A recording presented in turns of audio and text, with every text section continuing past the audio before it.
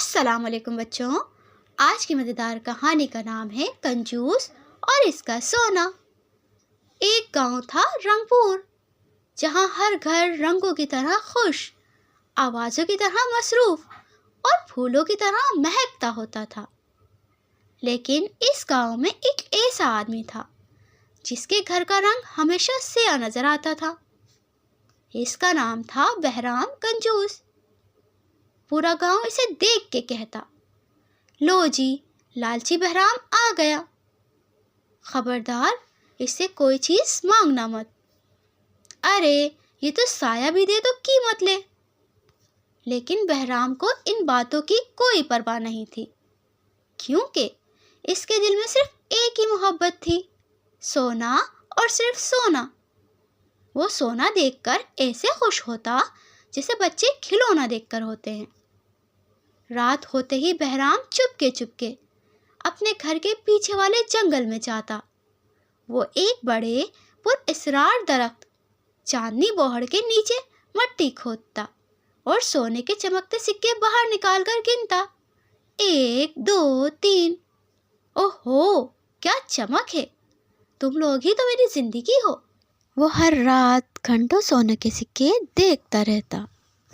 اسے پتہ نہیں تھا جنگل میں 2 آنکھیں اسے گھور رہی ہیں، آنکھوں میں چمک، چالاکی اور لالچ۔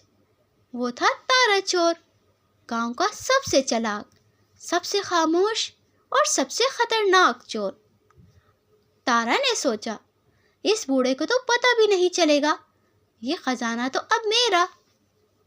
ایک رات زوردار ہوا چل رہی تھی، درخت جھوم رہے تھے، بادل گرج رہے تھے اور بہرام ہمیشہ کی طرح مٹی کھود رہا تھا۔ تارا جھاڑی کے پیچھے چھپا ہوا ہولے سے کہتا ہے، چلو جی، آج قسمت میرا ساتھ دے رہی ہے۔ بہرام خوشی خوشی سونا دفنا کر واپس گھر گیا۔ اب بس تارا کی باری تھی۔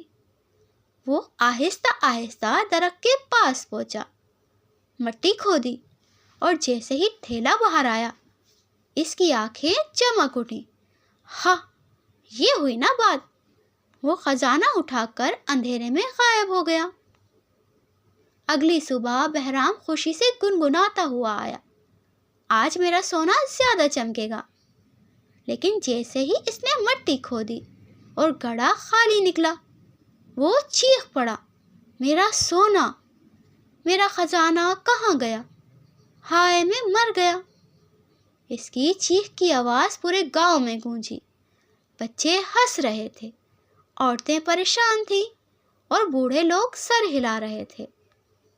ایک بزرگ بابا زین آگے آئے۔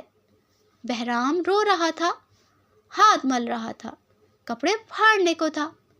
بابا زین نے پوچھا، بتاؤ بہرام، تم یہ سونا کرتے کیا تھے؟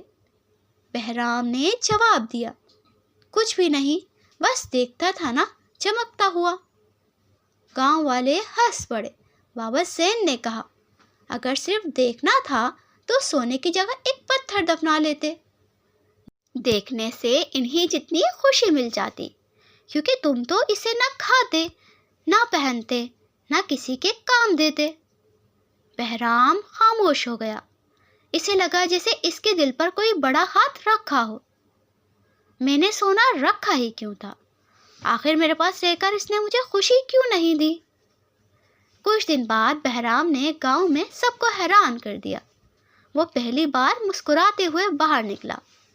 اس نے بچوں کو مٹھائی دی، بوڑھوں کے لیے پانی بھرا اور کہا، اب میں کنجوس نہیں رہوں گا، اصل خزانہ دینے میں ہے، چھپانے میں نہیں۔ گاؤں والے تالیاں بجانے لگے۔ تو بچوں، اس کہانی سے ہمیں یہ سبق ملتا ہے، دولت کا فائدہ تب ہے جب اسے استعمال کیا جائے۔ جو چیز بانٹی جائے وہ بڑھتی ہے، کنجوسی انسان کو تنہا اور بے چین کر دیتی ہے۔ اگر آپ کو ہماری کہانی پسند آئی ہو تو ہمارے چینل کو لائک کریں، سبسکرائب کریں۔ Thanks for watching.